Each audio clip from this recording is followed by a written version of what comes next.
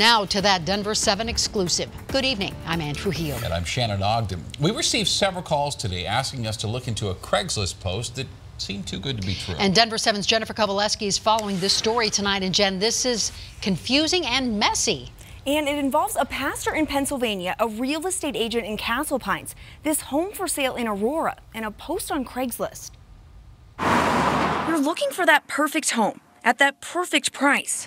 When you find this Aurora home for rent on Craigslist for only $400 a month. That's how the scam starts, but it gets worse. These are the photos. Well, I'll be. So how did he expect to rent my house? Turns out My piece of property is up for sale. Blaze and Angie Stone own the house and live next door. I think it's a bunch of crap.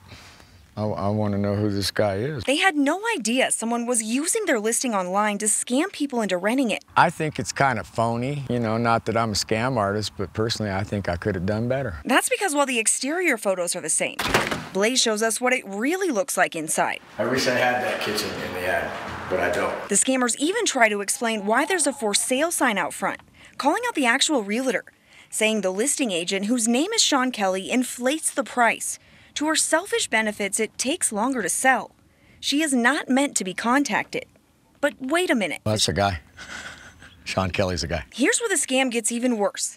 The scammer poses as a man of faith, writing things like, must have good rental history because this is a Christian house. Throw God into it, you're gonna get trust. They claim to be Pastor Dave Heckler, using his Facebook photo and a similar email address. No, this isn't real. That's the real Pastor Dave, who lives in Pennsylvania. It's a scam because I don't own a house. I don't have one to rent. Pastor Dave tells Denver 7 it's happened so many different times to different people in multiple states that he put this post on Facebook warning about the scam.